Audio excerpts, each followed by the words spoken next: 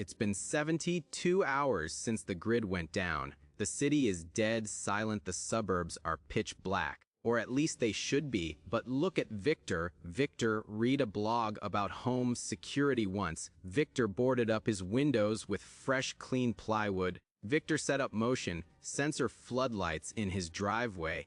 Victor thinks he has built a fortress, but to the starving, desperate crowds migrating out, Victor hasn't built a fortress, he has built a billboard.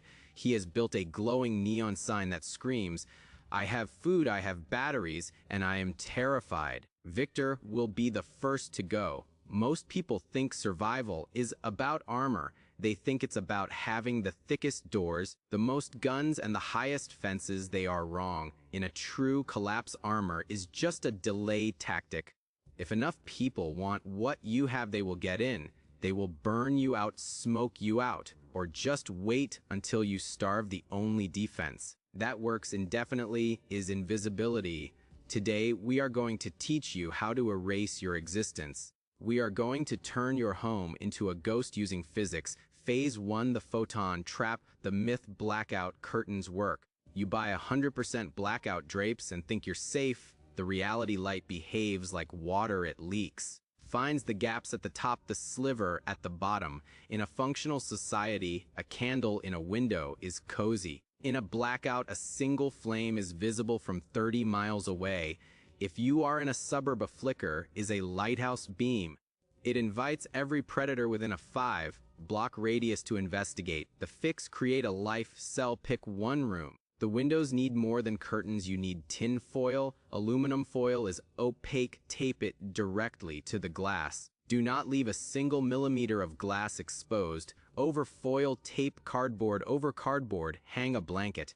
Is a photon trap. Foil reflects, cardboard absorbs. The science: open a door and you flash the house. You need light discipline. Red light is your friend, but red light is still light. It can still be seen. If you must use light, put it under a table.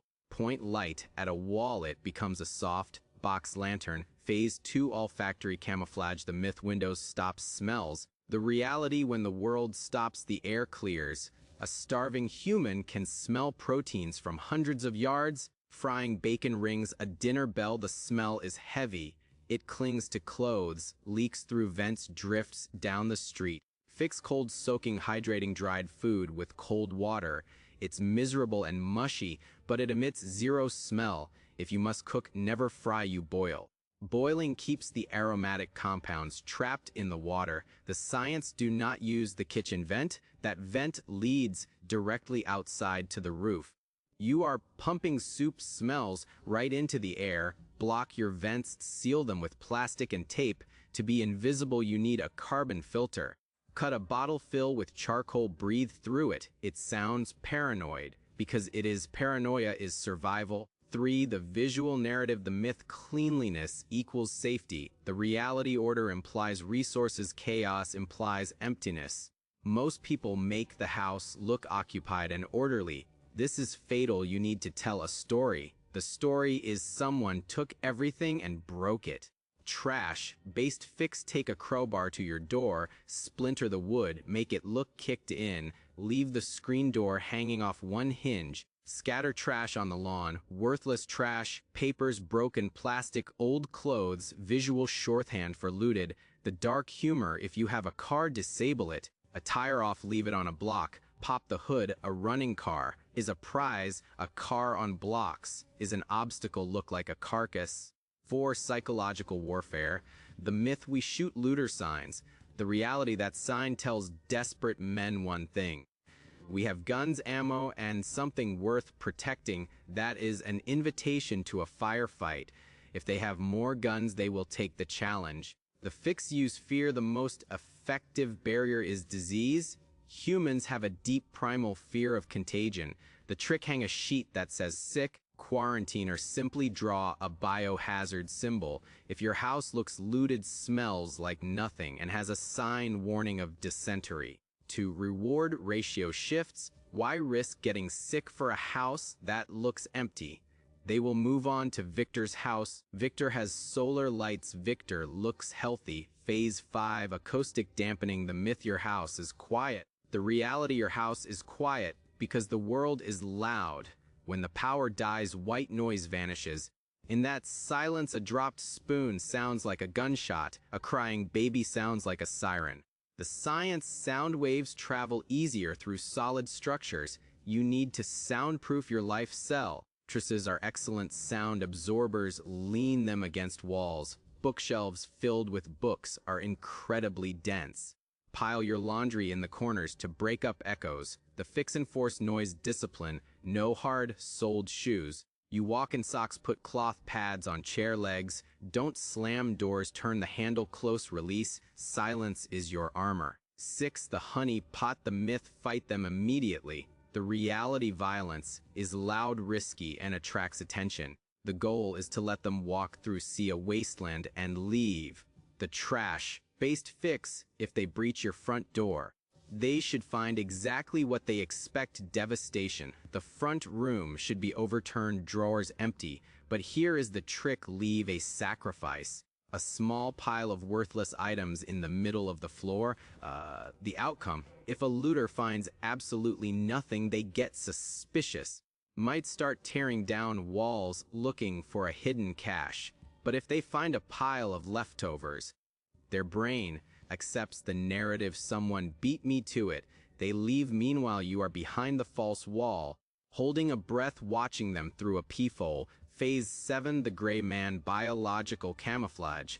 The myth: you need to stay fit, clean, and healthy. The reality: eventually you will have to go outside. You cannot look like you. If you look healthy, you look like a target. You are a walking calorie bar. The fix: don't wash your face before you go out. Rub dirt into your fingernails, be filthy. Wear clothes that are too big to simulate weight loss. You look healthy, you look suspicious. You need to adopt the posture of the defeated. Shoulders slumped, head down, spine curved. Keep your eyes down, avoid eye contact. Move with a slight limp, look injured. You want to be visually sliding off people's radar. You want to be a background character in their story. The social lie: in the early stages, neighbors will talk. They will band together. Do not tell them you have 6 months of food. Do not tell them you have a water filter. When they ask how you are doing, you lie. You tell them you are down to your last can of soup. You ask them for help. This reverses the dynamic. If you act needy, they won't look at you as a resource. They will look at you as a burden, and people avoid burdens. The principle: making your house invisible isn't about technology. It's about suppressing your ego. We all want to feel secure. We want to feel like kings. We want to assert control over our environment, but in a collapse, pride gets you killed. The survivors aren't the lions. The lions starve first because they are too big. The survivors are the mice, the rats, the things that live in the walls and move in the shadows. So go ahead, look at your house right now.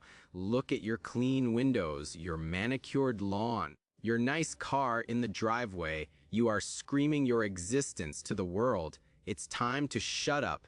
It's time to learn how to disappear. When the lights go out, the only thing that matters is that when they look at your home, they see absolutely nothing worth dying for.